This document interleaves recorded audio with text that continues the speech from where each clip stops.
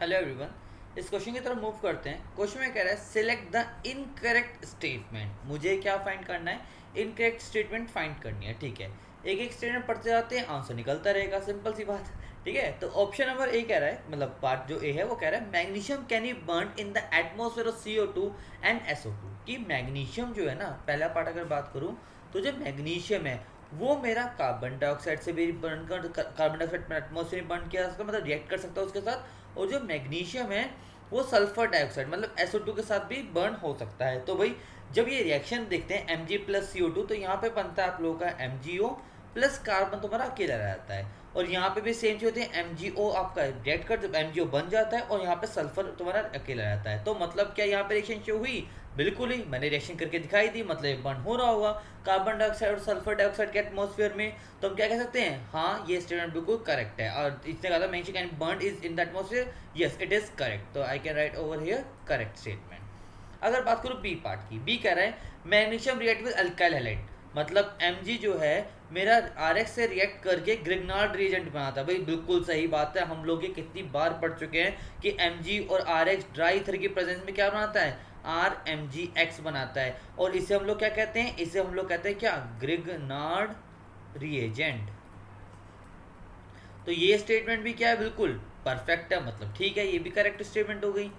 बात करते हैं थर्ड वन की। थर्ड कह रहा है out of magnesium and calcium only Mg react with N2 to form magnesium nitride. देखो भाई ये स्टेटमेंट गड़बड़ हो गई। कैसे गड़बड़ हो गई? यहाँ पे आपके पास जितने भी मेटल होते हैं ग्रुप सेकंड के, वो सारे के सारे नाइट्रोजन का रिएक्ट करके आपके पास बनाते हैं M3N2 स्ट्रक्चर। चाहे वो मेटल यहाँ पे मैग्नीशियम हो, कि चाहे मेटल तुम्हारा मैग्नीशियम हो, चाहे बेरिलियम हो, चाहे कैल्शियम हो, चाहे कोई भी मेटल हो ग्रुप 2 का, वो रिएक्ट करके M3N2 बनाएगा, मतलब नाइट्राइड तो बनाएगा। तो इसने कहा था सिर्फ ओनली Mg। तो मैं कहता हूँ नहीं, this is the incorrect statement, क्योंकि तुम्हारे जितने भी ग्रुप 2 के एलिमेंट्स होते हैं, मेटल होते हैं, सबके सब क्या बनाते हैं? आपके ऑक्साइड बनाते हैं। ठीक है, तो ये स्टेटमेंट क्या हो गई? यहाँ पे गलत हो गई।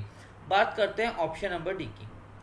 ऑप्शन नंबर डी में क्या कह रहा है? ऑप्शन नंबर डी की अगर बात करूं, यहाँ पे कह रहा है calcium is less reactive than magnesium. देखो भाई अगर रिएक्टिविटी की बात हो रही है तो ऑब्वियस सी बात है, रिएक्शन क्या होता है? अगर कोई मेटल है, अगर उसके पास मेटल क्या करते हैं? जो लूज कर सकते हैं, मेटल की एबिलिटी होती है लूज करने की इलेक्ट्रॉन। अगर कोई जल्दी इलेक्ट्रॉन लूज कर रहा है तो वो अच्छा एसिड और वो अच्छा रिएक्शन शो करेगा। तो और रिएक्शन कैसे शो कर, मतलब कि इलेक्ट्रॉन जल्दी लूज कौन करेगा? जिसका साइज बड़ा होगा। तो मैं कहता हूँ अगर साइज बड़ा, किसी एटम का साइज बड़ा है, तो उसकी टेंडेंसी जो होगी लूज इलेक्ट्रॉन करने की वो क्या होगी? ज़्यादा होगी। और अगर इलेक्ट्रॉन लूज टेंडेंसी ज़्यादा है तो उसकी रिएक्टिविटी भी क्या होगी? ज़्यादा। तो उसकी रिएक्टिविटी भी क्या होगी? ज़्यादा।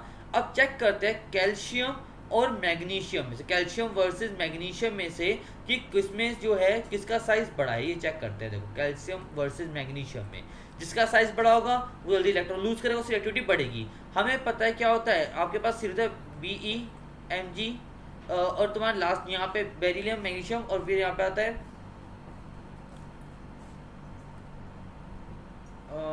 आपके पास ओके दूसरे में ही आपकी जरूरत कंप्लीट हो गई। मतलब आपका मैग्नीशियम कैल्शियम यहीं पे आ गया, तो अपने को आगे लेनी होती नहीं है।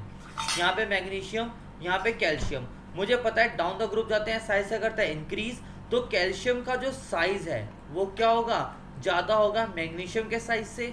और अगर कैल्शियम का साइज ज़्यादा है तो जल्दी इलेक्ट्रॉन लूज करेगा और उसकी रिएक्टिविटी भी क्या होगी? ज़्यादा होगी। तो कैल्शियम की रिएक्टिविटी क्या होगी? रिएक्टिविटी लिख दूँ, अगर रिएक्टिविटी की बात करूँ मैं, तो रिएक्टिविटी में कैल्शियम जीत जाएगा किससे? मैग्नीशियम से।